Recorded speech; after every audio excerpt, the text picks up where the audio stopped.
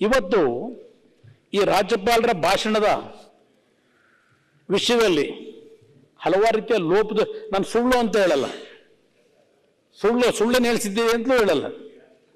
ಯಾವ ರೀತಿಯ ಲೋಪಗಳಿದ್ದಾವೆ, ಸುಳ್ಳು ಅಂದರೆ ನಿಮಗೆ ಸ್ವಲ್ಪ ಮನಸ್ಸಿನ ಮೇಲೆ ಸ್ವಲ್ಪ ಅಸಮಾಧಾನ ಬರ್ಬೋದು.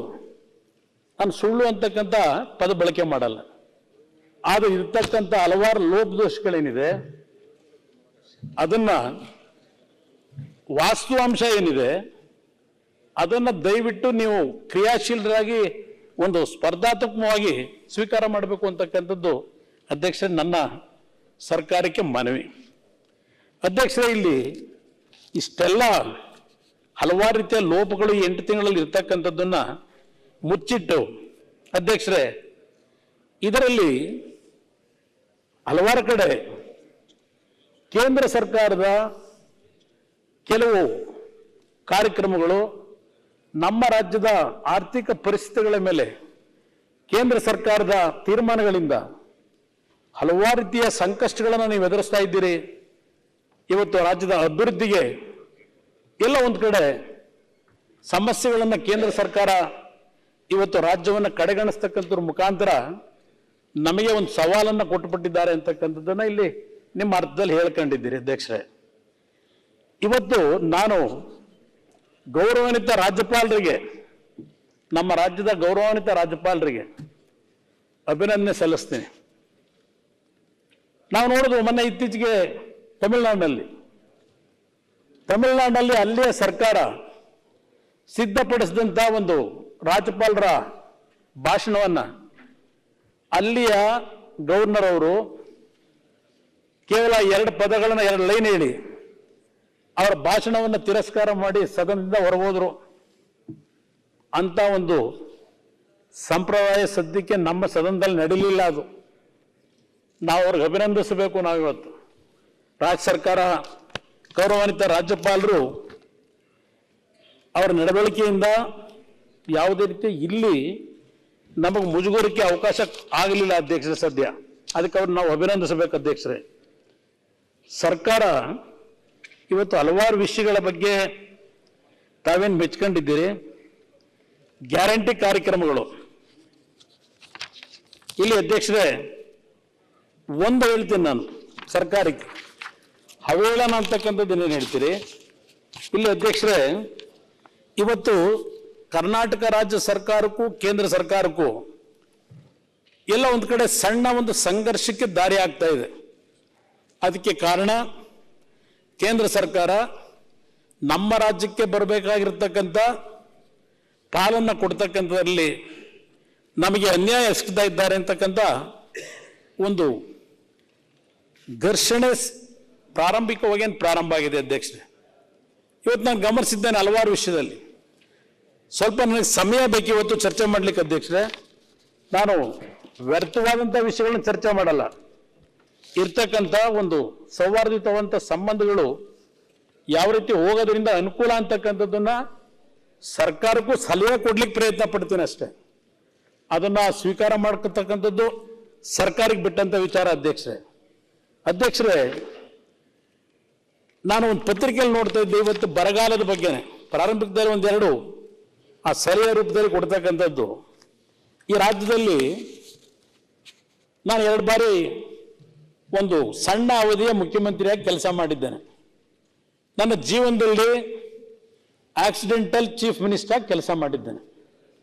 ಆಕ್ಸಿಡೆಂಟಲ್ ಚೀಫ್ ಮಿನಿಸ್ಟರ್ ಆಗಿ ಕೆಲವರು ಅದನ್ನ ಲಾಟ್ರಿ ಚೀಫ್ ಮಿನಿಸ್ಟರ್ ಅಂತಲೂ ಅಂತಾರೆ, ಕೆಲವರು ನಾವೇ ಮಾಡಿದ್ದು ಅಂತಲೂ ಹೇಳ್ತಾರೆ. ಅದು ಯಾವಾಗ ಬಂತು ನನ್ನ ಜೀವನದಲ್ಲಿ ನನ್ನ ಪಾಲಿಗೆ ಬಂದಿತ್ತು ಅಧ್ಯಕ್ಷರೇ. 2 ಬಾರಿ ಇಲ್ಲ, ಅದು ಹೇಳ್ತೀನಿ 2 ಬಾರಿ ನಾನು ಮುಖ್ಯಮಂತ್ರಿ ಆದಾಗ ಮೊದಲನೇ ಬಾರಿಗೆ ಬಿಜೆಪಿ ಮತ್ತು ಜನತಾದಳ 2 ಪಕ್ಷಗಳು ಸೇರಿ ಸರ್ಕಾರ ರಚನೆ ಮಾಡಿದ್ದು. ಅವತ್ತಿನ ಕಾಂಗ್ರೆಸ್ JDS ಸರ್ಕಾರವನ್ನು ಅಸ್ಥಿರಗೊಳಿಸಿ ಬಿಜೆಪಿ ಮತ್ತು JDS ಪಕ್ಷದಿಂದ ನಾವು ಸರ್ಕಾರ ಏನು ಮಾಡಿದ್ವಿ ಅಧ್ಯಕ್ಷರೇ. ಅವತ್ತು ಕೇಂದ್ರದಲ್ಲಿ ಕಾಂಗ್ರೆಸ್ನ ನಾಯಕತ್ವದ UPA ಸರ್ಕಾರ ಇತ್ತು. ಆ UPA ಸರ್ಕಾರ ಅಲ್ಲಿದ್ದಾಗಲೂ ನಾನು ಆ 20 ತಿಂಗಳ ಅವಧಿಯಲ್ಲಿ ರಾಜ್ಯಕ್ಕೆ ಯಾವ ಒಂದು ಕಾರ್ಯಕ್ರಮಗಳ ಅನುಷ್ಠಾನಕ್ಕೆ ಕೇಂದ್ರ ಸರ್ಕಾರದ ಬೆಂಬಲದೊಳಗೆ ಬೇಕಿತ್ತು ಹಲವಾರು ಬಾರಿ ಕೇಂದ್ರದ ಪ್ರಧಾನಮಂತ್ರಿಗಳನ್ನು ಒಳಗೊಂಡಂತೆ ಹಲವಾರು ಮಂತ್ರಿಗಳನ್ನು ಭೇಟಿ ಮಾಡಿದ್ದೇವೆ ಅಧ್ಯಕ್ಷರೇ. ಇವತ್ತು ನಾನು ನೋಡಿದೆ, ನೆನ್ನೆ ಇಲ್ಲೆಲ್ಲೋ ಬಹುಶಃ ಅಶೋಕ್ ಅವ್ರು ಮಾತಾಡ್ತಿದ್ದಾಗಲೇ ಅವರು ಮಾತಾಡ್ತಿದ್ದಾಗ ನರೇಗಾ ದುಡ್ಡು ಕೊಡಿಸಿ ಅಂತ ಏನೋ ಇಲ್ಲ NDRF ದುಡ್ಡು ನಮ್ಮ ಸಚಿವರು ಯಾರೋ ಕೂಗ್ತಾ ಇದ್ರು ಅಂತ ಕಾಣಿಸ್ತದೆ. ನಾನು ಯಾವುದೋ ಟಿವಿಲಿ ನೋಡ್ತಾ ಇದ್ದೆ, ನೆನ್ನೆ ಬಂದಿರಲಿಲ್ಲ ಸದ್ಯಕ್ಕೆ, ನಾವು ಸ್ವಲ್ಪ ಆರೋಗ್ಯ ಸಮಸ್ಯೆ ಇತ್ತು. ಅಧ್ಯಕ್ಷರೇ, ಇವತ್ತು ನೀವೇನು ಬರಗಾಲದ ಹಿನ್ನೆಲೆಯಲ್ಲಿ ಕೇಂದ್ರ ಸರ್ಕಾರದ ಮುಂದೆ ಹೋಗಿ ಈಗ 100 ದಿನಗಳ ನರೇಗಾ ಕೆಲಸ ಏನಿದೆ, ದಿನಗೂಲಿ ಕೆಲಸ ಕೊಡ್ತಕ್ಕಂಥದ್ದು, ಅದನ್ನ 150 ದಿನಕ್ಕೆ ಹೆಚ್ಚಿಗೆ ಮಾಡಬೇಕು ಅಂತೇಳಿ ಕೇಳ್ತಾ ಇದ್ದೀರಿ. 150 ದಿನಕ್ಕೆ ಹೆಚ್ಚಿಗೆ ಮಾಡಬೇಕು ಅಂತೇಳಿ. ನಾನು ಅವತ್ತು ಮುಖ್ಯಮಂತ್ರಿ ಇದ್ದಾಗ ಅಧ್ಯಕ್ಷರೇ, ನಾನು ಕೇಂದ್ರ ಸರ್ಕಾರದ ಮುಂದೆ ಆಗಲ್ಲ 2018ರಲ್ಲಿ 2006-7 ಬೇರೆ 2018ರಲ್ಲಿ ನಾವು ನೀವೇ ಸೇರಿ ಸರ್ಕಾರ ಮಾಡಿದ್ದು. ಅವತ್ತು ಸ್ವಲ್ಪ ಸಮಸ್ಯೆ ಆಯಿತು, 153 ತಾಲೂಕಿನಲ್ಲಿ ಸಮಸ್ಯೆಗಳು ಉದ್ಭವ ಆಯಿತು ಅಧ್ಯಕ್ಷರೇ. ಅವತ್ತು ನಾವು ಕಾಂಗ್ರೆಸ್ JDSನ ಮೈತ್ರಿ ಸರ್ಕಾರ, ನಾನು ಕೇಂದ್ರ ಸರ್ಕಾರದ ಮುಂದೆ ಹೋದೆ. ಇವತ್ತೇನು ನೀವೇನು ಅರ್ಜಿ ಕೊಟ್ಟಿದ್ದೀರಲ್ಲ 100 ದಿನದ ನರೇಗಾ ಕೆಲಸವನ್ನು ದಿನಗೂಲಿ ಕೆಲಸಕ್ಕೆ ಬರದ ಹಿನ್ನೆಲೆಯಲ್ಲಿ 150 ದಿನ ಕೊಡಿ ಅಂತೇಳಿ ಎಕ್ಸ್ಟೆಂಡ್ ಮಾಡಿ ಅಂತ ಅವತ್ತು ನರೇಂದ್ರ ಮೋದಿ ಅವರೇ ಪ್ರೈಮ್ ಮಿನಿಸ್ಟರ್ ಇದ್ರು. ಕೇಂದ್ರದಲ್ಲಿ BJP ಸರ್ಕಾರವೇ ಆಡಳಿತ ನಡೆಸ್ತಾ ಇದೆ. ಅವತ್ತಿನ ದಿನ ನಾನು ಮನವಿ ಕೊಟ್ಟ 15 ದಿನದಲ್ಲಿ ಕೇಂದ್ರ ಸರ್ಕಾರ 150 ದಿನಗಳ ನರೇಗಾ ಕೆಲಸಕ್ಕೆ ಮಾಡ್ತಕ್ಕಂಥದ್ದಕ್ಕೆ ಅನುಮತಿಯನ್ನು ಕೊಟ್ಟಂಥದ್ದು ನಿದರ್ಶನ ಇವತ್ತು ನಾನು ಹೇಳಬೇಕಾಗ್ತದೆ.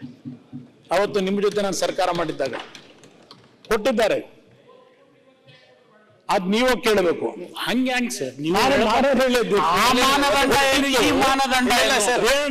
ಇಲ್ಲ ತಾವು ಹೇಳದ್ ಕರೆಕ್ಟ್. ಅದಕ್ಕೂ ಮಾನದಂಡ ಈಗ ನಾನು ಮಾನದಂಡಗಳ ಮೇಲೆ ಇಲ್ಲ ಮಾಜಿ ಮುಖ್ಯಮಂತ್ರಿಗಳಿಗೆ ಇಲ್ಲ ಏನು ತಕರಾರೇನಿಲ್ಲ ಸರ್. ಸಾಹೇಬ್ರು ಹೇಳಿದ್ರಲ್ಲ, ನೀವು ಹೋಗಿ ಕೇಳ್ಬೇಕು ಅಂತ. ಮಾನ್ಯ ತಮ್ಮ ಗಮನಕ್ಕೆ ಸರ್, 5 ಸರಿ ಪತ್ರ ಬರೆದಿದ್ದೀವಿ. ನಾನು 3 ಸರಿ ಹೋಗಿ ವೈಯಕ್ತಿಕವಾಗಿ ಭೇಟಿಯಾಗ್ಲಿಕ್ಕೆ ಪ್ರಯತ್ನ ಮಾಡಿದ್ದೀನಿ.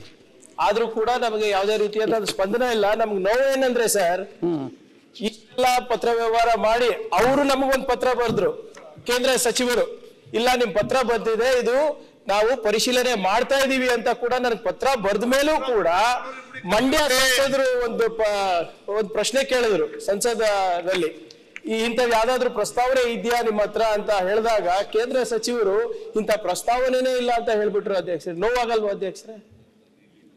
ನಾವು ಅವರು ನಮಗೆ ವಾಪಸ್ ಪತ್ರ ಬರ್ತಿದ್ದಾರೆ ಉಲ್ಲೇಖಿಸಿ, ಇಲ್ಲ ನೀವು ಇದು ನೀವು ಕೊಟ್ಟಿರೋ ಸರಿ ಡ್ರಾಫ್ಟ್ ಮ್ಯಾನ್ಯುವಲ್ ಪ್ರಕಾರ 150 ದಿನ ವಾಪಸ್ ಇಲ್ಲ ಸರ್, ತಕರಾರು ಮಾಡ್ತಾ ಇಲ್ಲ, ತಕರಾರು ಇಲ್ಲ, ಆಮೇಲೆ ಉತ್ತರ ಕೂಡ 150 ದಿನ by as per draft manual ಬರಲೇಬೇಕು ಅಂತ ಇದೆ. ಆದ್ರೂ ಕೂಡ ನಾವು ಕೊಟ್ಟ ಮೇಲೆ ಅಲ್ಲಿ ಸುಳ್ಳು ಹೇಳ್ತಾರೆ ಅಂದ್ರೆ ನ್ಯೂಸ್ ಫಸ್ಟ್ ನಿರ್ಭೀತಿಯಿಂದ ನಿಮ್ಮ ಪರವಾಗಿ.